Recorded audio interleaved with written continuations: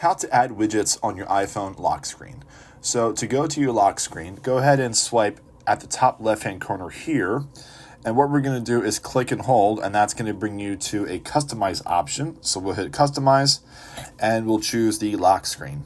So from here, you can add any widget that you really want to. So we're just going to click in one of the boxes, and you can add a widget. So you can add any widget from any of these apps that you have here.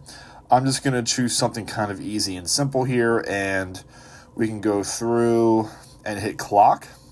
And what we can do is have different options here, and I'm just going to choose the next alarm option, and that will give me a small little widget and will show me the next alarm that's set on my phone. But you can go back and really add any widget that you want, so it really doesn't matter.